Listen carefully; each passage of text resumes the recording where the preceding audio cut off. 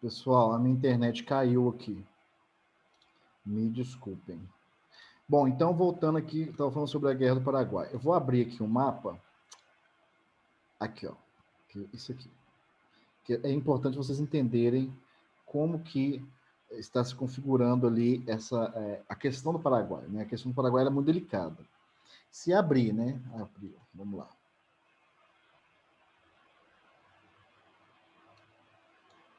Vamos lá, vamos lá, vamos lá, vamos lá.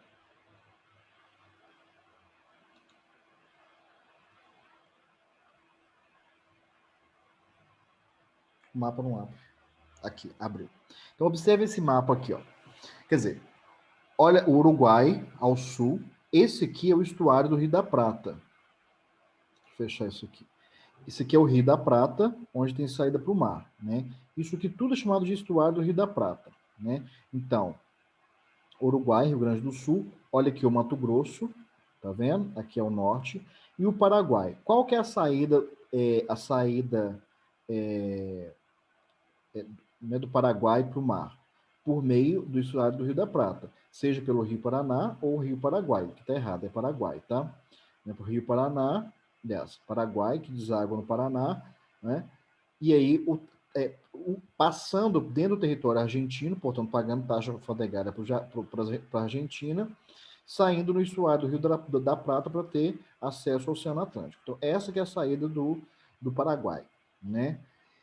Só que isso é um problema para o Brasil também, porque para o Brasil não existiam estradas para o Mato Grosso.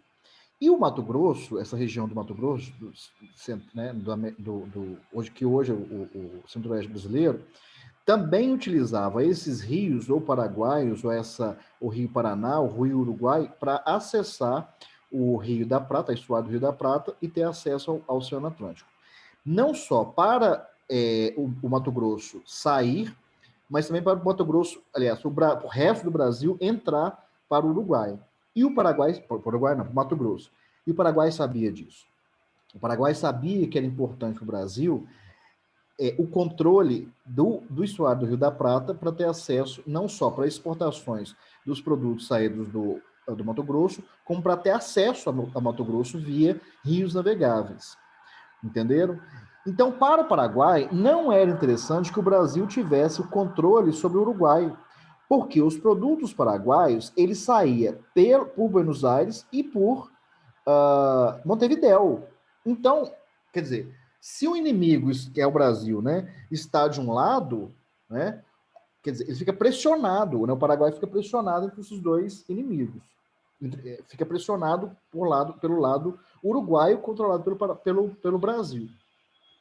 E aí o que o governo brasileiro faz, então? Né, para garantir o controle do estuário do Rio da Prata pelos países interessados, olha para você ver, pelos países interessados, quais são os maiores países interessados? Obviamente que o Uruguai é um país muito interessado, mas para o Brasil, né, em relação ao Mato Grosso, para o Uruguai e para a Argentina, era fundamental o controle, né, dessa saída pelo Rio da Prata. E aí o que o governo brasileiro faz? Faz um acordo, uma aliança militar com a Argentina e o Uruguai contra o Paraguai, porque o Paraguai está ameaçando não só o Mato Grosso, eles invadiram o Mato Grosso, como também os interesses uruguaios e argentinos de controle sobre o Rio da Prata. Isso é fundamental que vocês entendam. Então vejam bem aqui, ó.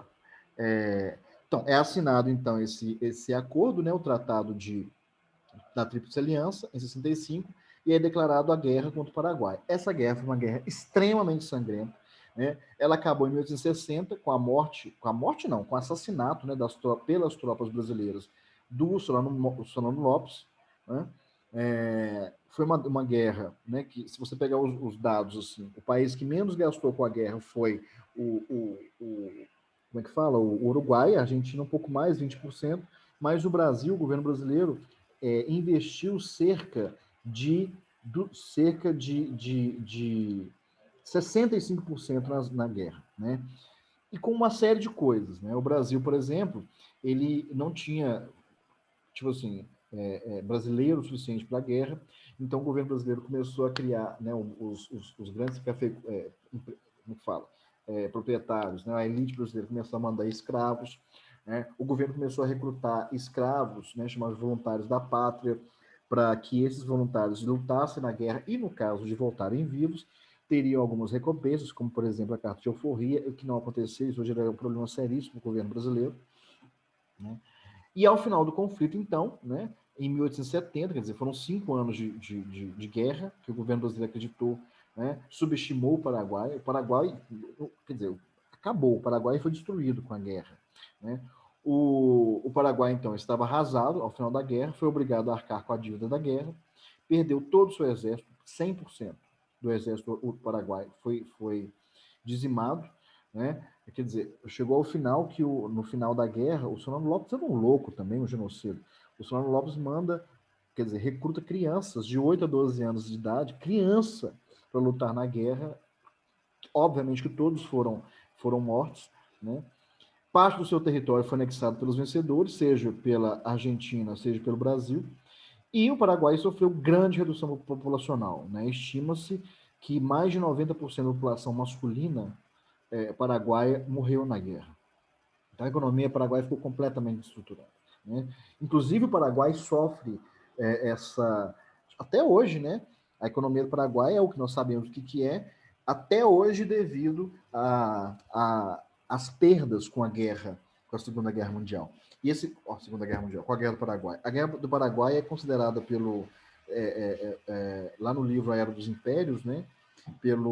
É uma tentativa imperialista, inclusive brasileira, é considerada pelo Érico Robesbal a primeira guerra total, né? Ele tem um conceito de guerra total, ele considera a Guerra do Paraguai a primeira guerra total, né? A guerra total para ele, o Robesbal, é um modelo de guerra em que os estados, eles se viram completamente para a guerra e que todos, quer dizer, tudo está voltado para a guerra, né? O Brasil saiu vencedor, mas perdeu muito com isso, né? Então, nesse meio tempo, você tem também as leis abolicionistas, né? Você tem uma discussão muito longa no Brasil entre as elites brasileiras sobre a abolição da escravidão. Obviamente que as elites econômicas não aceitam a abolição da escravidão no Brasil de jeito nenhum, né? Quem começa a discutir melhor sobre a questão abolicionista são os cafeicultores paulistas, né? Os cafeicultores paulistas, eles começam a discutir um pouco mais sobre a abolição da escravidão, e grupos intelectuais internos, né? Então você tem uma série de grupos de intelectuais, né? Joaquim Nabuco, um André Rebouças, né? Um certo patrocínio, né? Que estão discutindo a questão abolicionista no Brasil, né? Com ensaios importantes, publicações, jornais, fundação de jornais, etc. Então você tem discussões discussões e conflitos em todo o país relacionado à abolição da escravatura. Grupos abolicionistas pressionaram o governo, apoiaram fugas e organizaram rebeliões. Aí você tem a Lei do Ventre Livre, de 1871, que assegurou liberdade aos filhos de escravos nascidos após a vigência dessa lei. Então, quem nasceu posteriormente à Lei do Ventre Livre, 71, né, de uma escrava, seria livre. Só que essa lei tinha uma série de coisas. Por exemplo, o senhor de escravos, né, o dono da escrava, ele tinha que ficar com a criança até os 8 anos de idade. Aos 8 anos de idade, ele poderia deixar o menino ir para lá, mas ele ia para onde? Né? Se o senhor de escravos quisesse, ele poderia escravizar o menino, se não me engano, até os 21 anos de idade, 18 a 21 anos de idade, para pagar, tipo assim, o sustento dele de 0 a 8 anos. Normalmente eles faziam isso, né? E para o escravo era bom, porque ele para onde que ele ia com 8 anos de idade, né? Depois disso ele era livre. A lei Saraiva, ou Cotegipe, uma lei dos sexagenários, que foi uma lei bobíssima de 85, concedeu liberdade aos escravos com mais de 60 anos, pouquíssimas ocasiões o escravo chegava aos 60 anos de idade, muito difícil chegar aos 60 anos de idade, e quando chegava também tinha liberdade. Mas aí o que ele ia fazer? Né? Com 60 anos de idade, ele já era praticamente um inválido, né? E ele tinha que permanecer na situação de escravidão para sobreviver, obrigando-os, no entanto, a trabalhar 3 anos para os ex-senhores com forma de indenização, sem lhes garantir qualquer amparo para a velhice. Né? Então, até 63 anos. E a Lei Áurea, de 88, né, assinada pela Princesa Isabel, que aboliu definitivamente a escravidão. Não houve interesse do governo em integrar os libertos à sociedade, nem garantir-lhes direitos e melhores condições de vida. Os ex-escravos passaram a viver em pequenas roças de subsistência e empregos precários nas áreas rurais e urbanas, né? Então, por exemplo, a lei a lei, não é de escravidão, a lei, como é que fala, gente? A lei, não, de abolição de escravidão nos Estados Unidos, por exemplo, ela foi totalmente diferente. Ela escravizou, aliás, ela indenizou os escravos, os ex-escravos, né?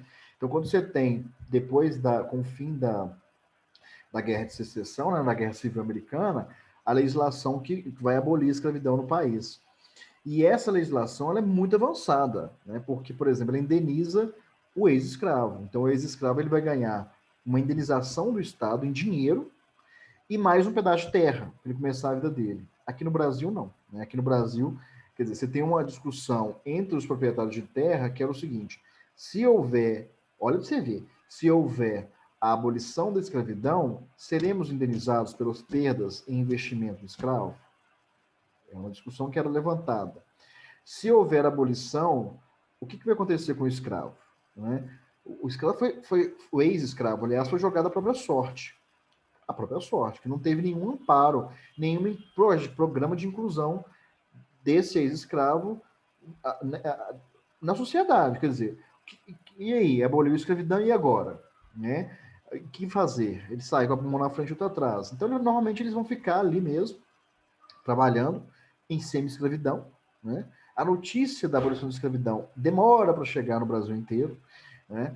Ou vai, né, saem das fazendas, né, dessa situação de escravo e vão inchar as cidades. Aí você começa a surgir favela, esse ex-escravo vai ter subemprego, né? E aí você gera uma massa de pobres e desvalidos no Brasil, de ex-escravos e de descendentes de escravos, que até hoje nós vemos isso no Brasil, né? Os reflexos da lei abolicionista no Brasil, nós temos ele até hoje. Hoje nós temos esse reflexo. Diferente do imigrante, porque o imigrante, por exemplo, ele é trazido para o Brasil com subsídios do Estado, inclusive com salários, né? E mais, a sociedade brasileira absorve o escravo, aliás, absorve o imigrante, porque é branco, e não absorve o escravo. Então, os melhores trabalhos ficarão com o imigrante e não com o escravo. Tem até eu acho isso muito interessante. Tem o Cortiço lá do Aloysio Azevedo, tem quer dizer, o Cortiço se passa num cortiço, no Rio de Janeiro, bem no final do período imperial, inclusive tem até a abolição da escravidão no final do livro, e ali você não tem escravos, você tem mulatos livres, lavadeiras, né? Mas tem uma figura, quer dizer, uma figura principal ali, que é a Rita Baiana, que é uma mulher que ninguém sabe exatamente o que ela faz para viver, e ela se apaixona por um português, que era, eu esqueci o nome dele agora, ela se apaixona por um português, na verdade é ele que se apaixona por Rita Baiana, né? Rita Baiana representa bem o que é a mulata brasileira, enfim. E ele chega para trabalhar numa pedreira, né? Para extrair pedras de uma pedreira. Quer dizer, nessa pedreira, o trabalho braçal, o subemprego é dos mulatos, e ele, como português, ele é um mestre. Quer dizer, o trabalho especializado é do português, e não desses ex-escravos, desses escravos libertos, ou desses filhos de escravos que eram libertos. Entendeu? Então, isso representa o que é essa lei abolicionista. Né? Ela privilegia o imigrante. Isso é muito claro no Brasil hoje, né? Essas comunidades italianas, alemãs e tudo, elas prosperaram muito, em detrimento, inclusive, do ex-escravo, que é um grande problema para a sociedade brasileira. Né? E aí nós temos, então, o problema da proclamação da República no Brasil. Né? Eu vou só colocar um videozinho aqui rapidinho. Ah, não vou fazer isso não. É uma infográfica que ele é muito grande. Depois eu passo para vocês isso, que ele vai falar sobre a imprensa abolicionista e esses abolicionistas importantes, né? O Rebouças, o Alencar, o Luiz da Gama, né? Enfim, a greve dos jangadeiros lá no Ceará. Na realidade, o Ceará, eles proclamaram como chama? como é que chama, gente? Como é que fala, gente? Aboliram a escravidão antes mesmo do governo brasileiro, né? Lá no Ceará foi alguns anos antes, 3, 4 anos antes, devido à greve dos jangadeiros, enfim, é uma história bem interessante. Bom, o fato é o seguinte, com essa a Guerra do Paraguai levou, né, fez com que o Pedro II ficasse decrépito, né, ele perdeu muita popularidade com isso, ele era um rei amado, o povo gostava muito do Pedro II. E a própria elite brasileira, quer dizer, você tem um movimento republicano nascendo, né, no final, quer dizer, você tem várias coisas acontecendo ali. Primeira coisa, né, a monarquia perdeu sua base, que era garantida pelos conservadores, ao abolir a escravidão e não atender às reivindicações diferentes segmentos da sociedade. Desses conservadores, principalmente porque a abolição da escravidão não os indenizou. Não os indenizou, né? Quer dizer, perderam o investimento que foi feito. Na década de 1960, dissidentes do Partido Liberal fundaram o Partido Liberal Radical. Na década de 80, o Partido Liberal Radical deu origem ao Partido Republicano. Pois é. Os republicanos procuraram apoio do Exército, olha aqui, fortalecido após a Guerra do Paraguai. O que acontece? As Forças Armadas brasileiras, elas voltam do Paraguai muito poderosas e muito populares. Né? Quer dizer, eles voltam como heróis. Né? Aí o Duque de Caxias, por exemplo, é um grande herói, né, da Guerra do Paraguai. Quer dizer, quem estava liderando inicialmente, perdendo várias batalhas, era o Conde D. O Conde D, ele odiado pelos brasileiros, era odiado pelos brasileiros porque era estrangeiro, ele é francês e tudo, marido da princesa Isabel. E aí ele é substituído pelo Caxias, né? O Caxias havia acabado com aquela rebelião lá no Maranhão, com a balaiada e tudo, e eles voltam, portanto, com o fim da guerra, embora o Brasil arrasado, as contas públicas brasileiras arrasadas, o Brasil contraiu dívidas astronômicas com bancos ingleses para sustentar a guerra, né? Então o Brasil tinha uma dívida externa absurda, e aí é isso, né? O que fazer com o Brasil nessa ocasião? O que fazer com o Brasil? O Brasil, portanto, torna-se algo... o que é? Né? Quer dizer, o exército brasileiro, voltando muito popular, eles exigem participação, né? Exigem melhores soldos, que são salários, maior participação política, e os republicanos percebem isso. Quando os republicanos percebem isso, e percebem que eles são poderosos demais, inclusive têm armas, eles se alinham ao exército, né? Então, esses republicanos, eles são, aliás, o exército extremamente positivista, do ponto de vista daquele positivista kantiano francês, né, que a gente estuda isso em sociologia no primeiro ano. Eles procuraram, então, colocar o exército em destaque na sociedade brasileira, e o clube militar, lá no Rio de Janeiro, passou a conspirar contra a realeza. E aí, em 15 de novembro de 89, pouco mais de um ano após a proclamação da abolição da escravidão, o Marechal Deodoro da Fonseca, que havia lutado na Guerra do Paraguai, dissolveu o governo imperial e proclamou a República no Brasil. Né? Esse tema aqui, eu gosto de trabalhar ele mais no terceiro ano, né? Esse processo da proclamação da República. Por quê? Porque o processo de proclamação da República está intimamente ligado ao início da República, o que será construído com o início da República. Quer dizer, é o primeiro golpe de Estado que nós temos no Brasil. É um golpe militar. Né? Quer dizer, tem 2 golpes militares no Brasil. Embora houve uma série de tentativas de golpe militar, 89 é o primeiro golpe militar. O que é a proclamação da República? Não é uma data... que lindo, proclamou a República, que são... Né, é feriado no Brasil, inclusive, né? Proclamação da República, que não sei o que, proclamou... Aquilo é um golpe militar. Né? Quer dizer, os militares, com apoio do Partido Republicano Paulista e o Mineiro, né, o PRP, que aliás quem vai controlar a República, o primeiro momento da República, serão esses 2 partidos, o Partido Republicano Paulista e o Mineiro, né, conspiram, né, ajudam os militares, que aí você tem uma articulação política importantíssima junto com os militares, mas quem dá o golpe na realidade são os militares, né, e que novamente é um processo de mudança política importantíssima na história do Brasil, que não tem nenhuma participação popular, né? O José Murilo de Carvalho, ele fala assim que a população, saiu no jornal, né? A a população brasileira do Rio de Janeiro assistiu bestializado à proclamação da República. O que está acontecendo? O que é isso? Meu Deus, o que é isso? Mas isso aconteceu, né? Então, é uma conspiração. O clube militar se organizou nos dias anteriores, a 15 de novembro, invadiram o Palácio Imperial, né, lá na Quinta da Boa Vista, Rio de Janeiro. A família imperial foi presa e eles saíram presos do Palácio Imperial, na Quinta da Boa Vista, que pegou fogo pouco tempo atrás aí, que era o museu da Quinta da Boa Vista, né?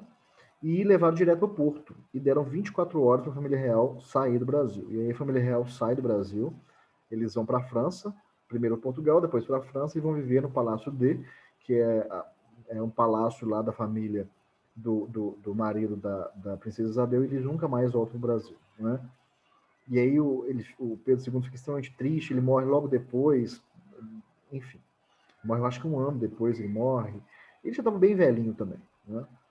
Mas aí nós temos, então, o fim desse período imperial, né? E desse segundo período, né, do segundo reinado, que houve, quer dizer, o Brasil avançou, teve um crescimento e transformações gigantescas durante esse período de governo do Pedro II. Né? O Pedro II foi um grande articulista político, um homem extremamente inteligente, um homem extremamente culto, que soube, durante o seu governo, né, quase 50 anos, equilibrar as forças políticas e as elites num contexto de uma formação histórica de uma elite agrária, extremamente conservadora, escravista, mas o Pedro II conseguiu segurar a onda. Né? Eu gosto muito da figura particular do Pedro II desse período da história.